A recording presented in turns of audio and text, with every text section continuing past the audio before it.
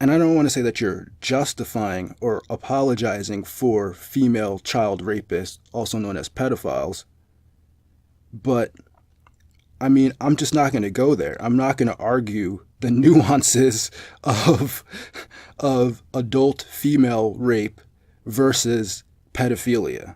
I'm just not going to argue those. What the Wow, Square. This response video escalated pretty quickly. So now we go from accusing me to being egalitarian to implying that I might somehow be supporting pedophilia. Sorry, sir, but accusations aren't the truth, especially when you base them off assumptions. How can you possibly suggest or imply that I somehow support pedophilia when I literally denounced it in the comments section of our little discussion? Dear sir, did you even read what I wrote? I thought you were a fair and square guy. You know what? I'm just cutting to the intro now.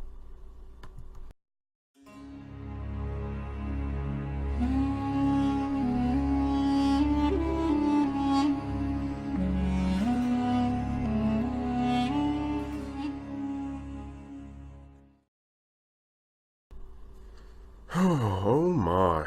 Good morrow, ladies and gents. Again, it is I, the Crimson Crusader, your number one source for anti-MGTOW content, who has returned to welcome you to part 2 of the Comment Wars. Previously in part 1 of Comment Wars, I responded to the assumptions and contradictory ideas of the MGTOW YouTuber Square Peg. Now, if you haven't watched part 1, I ask you to do so you know what the heck is going on here. You know, part 1 was the introductory analysis of Square's arguments, and is where I gave some context as to why Comment Wars even exists. I'll be leaving a link to that video in the description box below. Now in this video, I'll be responding to the next part of Square's video where he responds to my points I brought in our discussion in the comments section of one of his videos. Yeah, I know that's a lot to kind of keep track of here. So I want to restate again that the goal of this video is to defend my stance and to analyze Square's arguments. The point of this video is to really dig deeper into the mind of the MGTOW community and to demonstrate that anti-MGTOW community can create their own relevant arguments. I have no ill will towards Square as a person other than mild frustration about some of the things he is saying, and if I misrepresent you, Square, it is not intentional, as I've stated before in the previous video. I also want to restate again that I will be responding to clips and I'll be paraphrasing Square's arguments, just so I can keep this video short, succinct and to the point. While watching this video, I challenge MGTOW to think for themselves. Is everything your fellow MGTOW YouTubers telling you is true? Again, I will go over more information at the end of this video. Now, let's see what else Square has to say. You're basically claiming that somehow a man raping a woman is more of a crime than a female pedophile, because typically a female pedophile will be able to convince the child without having to physically restrain them to have sex with them. And I don't want to say that you're justifying or apologizing for female child rapists, also. Whoa, that's a pretty big claim you got there. We're going up a pretty slippery slope here, if you know what I mean. Let's see what your proof is. Known as pedophiles. But I mean, I'm just not going to go there. I'm not going to argue the nuances of adult female rape versus pedophilia. I'm just not going to argue those, that one is better than the other, dude. Now we go from making assumptions to taking my words out of context, and you didn't even bother to prove that I was trying to argue whether rape or pedophilia was morally better than the other. And I'm not trying to argue which one is morally better than the other, but instead I'm trying to argue the criminality. Instead, I am trying to show why men are getting punished harsher for crimes regarding sexual misconduct, because they use more force, and it usually takes more crimes to commit that act than it does for a woman. Now, while you may not want to argue the nuances of these disgusting crimes, I will, because people need to know the truth regardless of whether they like it or not. It seems that the female pedophilia cases you were talking about are ones where typically high school teachers are having sex with kids on campus. All the teacher has to do, or a female teacher, or even a male teacher, is to convince a child, and that's it. Now, unlike a regular rape case where many of the times the man is trespassing, going on someone's property, breaking into the house, and then having to attack or restrain the victim to have sex with them. The court would probably charge you more, the man more than the teacher committing sexual misconduct, because he's committing more crimes than a teacher would. He's committing vandalism, burglary, rape, and assault. Now, if you stack these crimes onto the crime of rape, you will be spending a lot more time in jail, because you are committing a bunch of more crimes than compared to having sex with a minor, which doesn't take a lot of force. When looking at the criminality of the situation, the court takes into account the force and the hostility of the individual, which in this case would be the man. The point is, male rapists are committing more serious crimes, especially felonies, rather than women who are committing only a few crimes and they're less severe. You know what really disgusts me is not only how you refuse to talk about this issue, but then you turn around and imply that I somehow support pedophilia. You are not only strawmanning me, but you are also killing the impact of the word. I want to make it clear to everyone that I don't support pedophilia, and I think it's already pretty obvious from my tone towards pedophilia and rape that I don't think too highly of these dehumanizing acts, especially when I denounce pedophilia in my own comments. So I don't see how you could possibly come up with this assumption that I support pedophilia. Most of these cases, which I think you're referring to, when it comes to like the teachers having sexual misconduct with high school students, those kids are around usually 15 or older. And this makes a big difference in the criminality of sexual misconduct with minors and the psychology of pedophilia. First, I want to make it clear that pedophilia is not legally considered a crime. It is a sexual attraction towards prepubescent children, kids under the age of 13.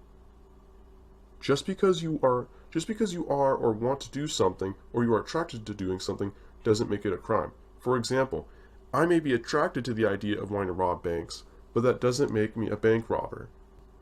Now here, I am not excusing pedophilia or saying it is healthy, but we should be aware of what we are talking about here. Second, these cases that are commonly mentioned, at least from a psychologist's perspective, are not considered pedophilic, because the age of the victims is usually above the age of 14, which implies these kids are adolescents, not prepubescent children.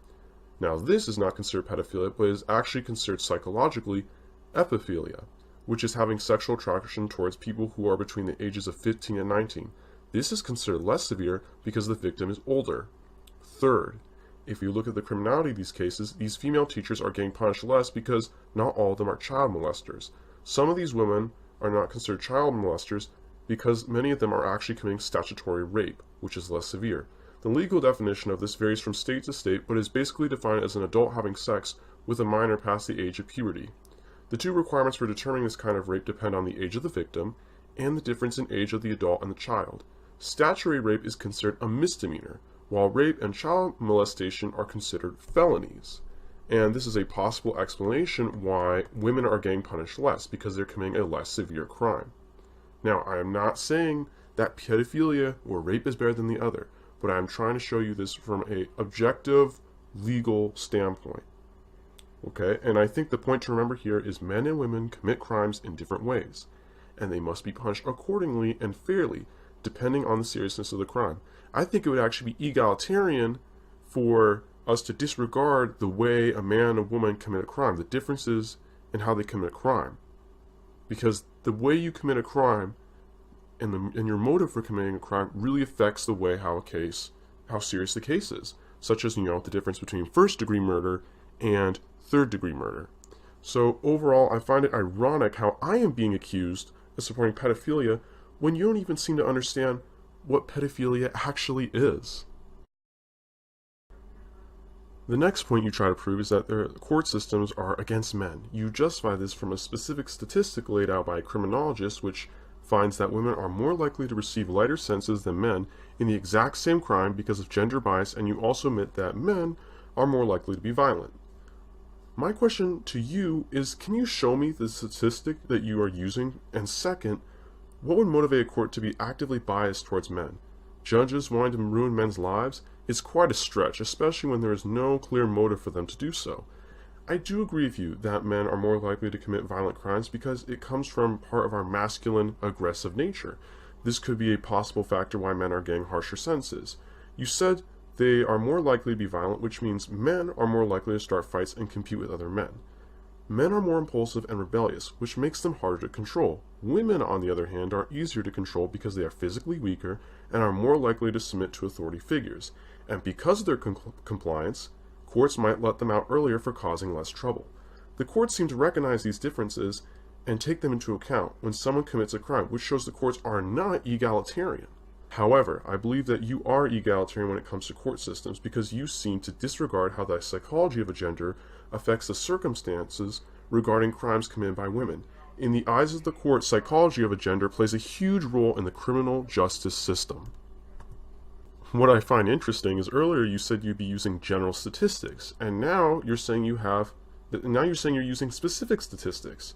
So is this statistic of yours generalizing the same crimes across the board, or is it a comparison of similar court cases? You claim that you have a specific statistic that proves your point, and I would like to see it. Also, another question I have for you is, when you say men and women committing the same crime, does that imply they are charged for the same crime, or that the cases being compared are the same?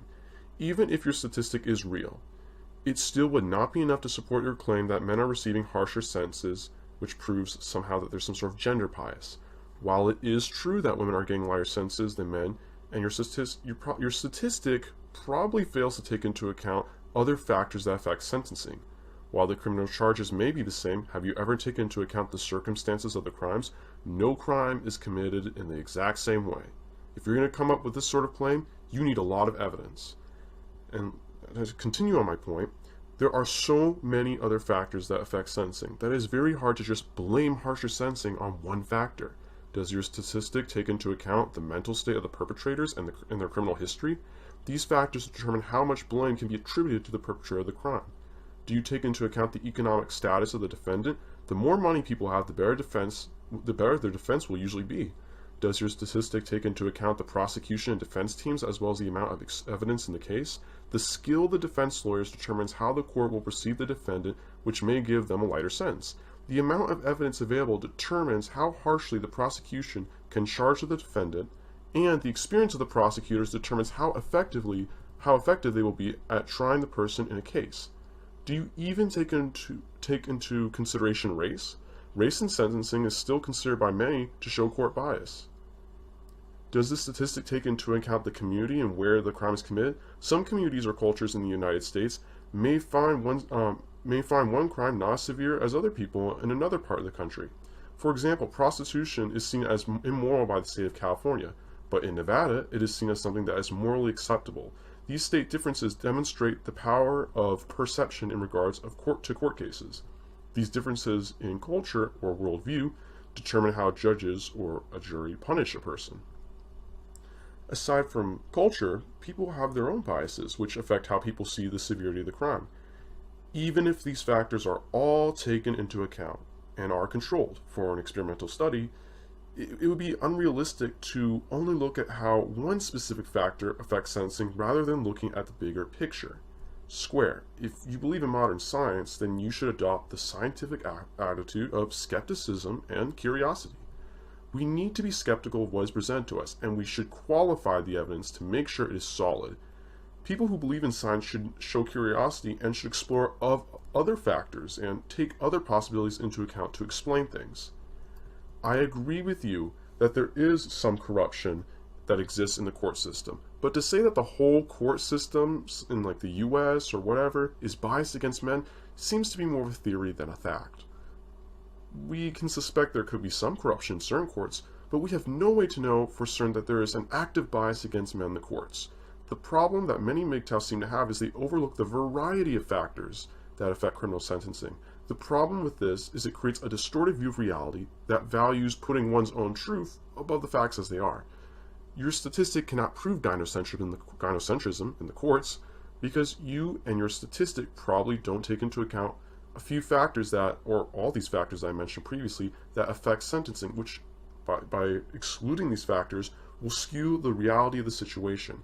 Crime is a messy and complex thing, and there is no simple solution to a very complex and intricate problem. Moving on, next you think men in general are not guilty of hypergamy, but they are of dominance over other men, which can lead to greed and corruption. Again, I don't believe in hypergamy or dominance because there isn't any reliable scientific evidence to prove either of those. I will say that men by nature are very competitive with other people, but I don't think it's for the sole purpose of getting a woman. A man who will mostly dominate other men just to get a woman describes someone who is insecure and needy. Even if your statement is true, do you take into account the power or social influences and the differences in which people think, excluding gender differences? While I accept our evolution and biology do play a role in our psychology, you must understand that we are not animals and that we are not always going to do what our instincts tell us to. If that was the case, then we would not be humans, but very intelligent beasts. The point here is men don't just dominate for one reason. They like to dominate everything and anyone because men are competitive. It's just common knowledge. Also, in general, men are actually hypergamous as well because they too will monkey branch, but for different reasons.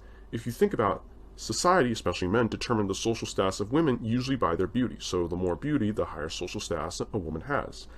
It is common knowledge that men cheat on their wives all the time in order to be with a sexier woman. Is that not monkey branching by trading up for a socially better woman? I don't think dominance leads to corruption, but rather corrupt and greedy people use dominance to get what they want. Anyways, I'm not going to believe that men dominate for the sole purpose of getting a woman, unless you can show me a good source that proves this. Another one of your claims is that people who are smarter or have higher IQs will have fewer children. After that, you state that the more education women receive, the more the fertility rate drops, which seems to imply that you think the education system causes women to reproduce less. You know, I find these claims very interesting, but do you have any way to prove being smarter means you will have fewer children, or that education causes lower fertility rates? Your statistic, if it's real, sounds like a correlational study which is used to prove how two things are associated with each other. The problem with this is you are trying to use association as a way to prove causation. So are you suggesting that by educating women less, fertility rates will go up? Maybe it's the busy life and obligations women have now that instead of education that are causing this problem. Women are just have less time as they did back then when they didn't have as many obligations and things to do, which means women will be marrying later. So this could be the explanation instead of this one very narrow study. Maybe MGTOW just want women to be less education because it will lower the standards for women, meaning it makes it easier for a man to get a woman, allowing him to put less effort in the relationship.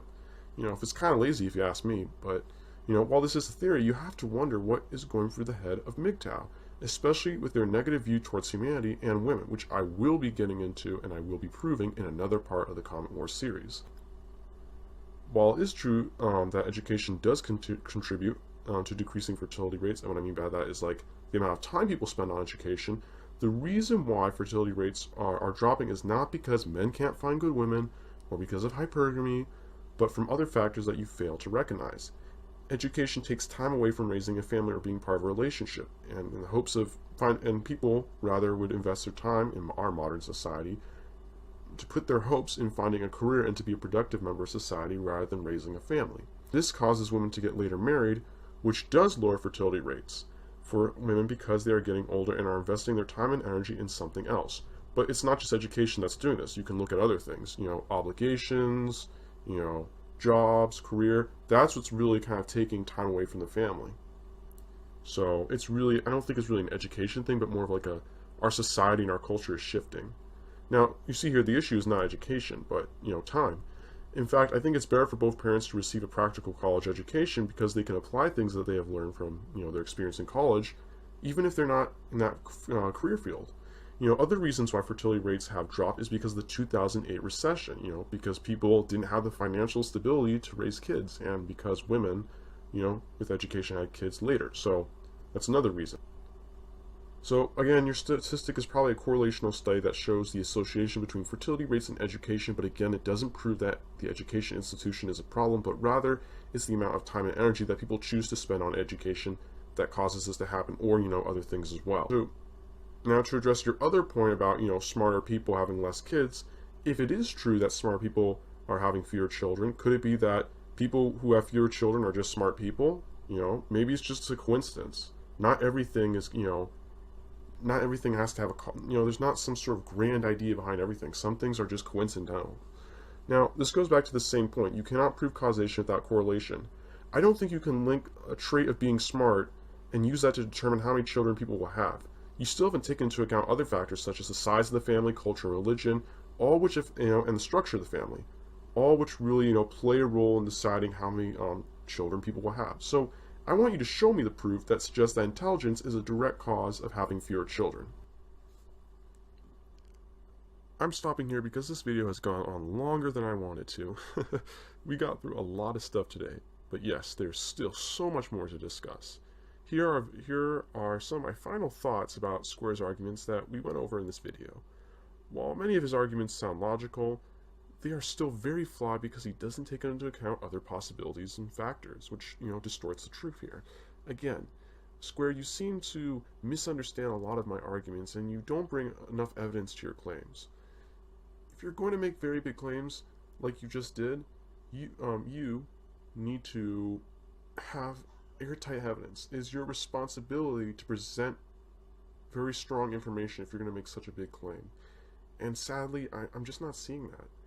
I think you have to accept that nor you, MGTOW, or I, or anyone have all the answers. Looking at everything from the perspective of MGTOW is very limiting because you're so focused on gender and basic biology that you forget the individual character and humanity of people. Anyways, those are just my final thoughts. So congratulations if you made it through this video. You just survived part 2 of Comment Wars. So part 3 of Comment Wars will be coming out next week, so subscribe and click that notification bell so you get an update of when that comes out. Also, if you want to see more interesting anti-MGTOW arguments, check out the Forbidden Thinkers channel. He has tons of anti-MGTOW videos you can look at. Again, thank you for watching this video, and I will be back with the next part of my response to Square's arguments. If you found this video interesting and like that cancerous joke I made in the beginning, give this video a like and share it with your friends. If anyone hates or disagrees with this video, I dare you to give this video 1,000 dislikes if you can. Don't be afraid to express your opinion. Make sure to subscribe and leave a comment telling me what you think were the worst and best points you heard in this video. Until next time, my fellow comrades, fare thee well.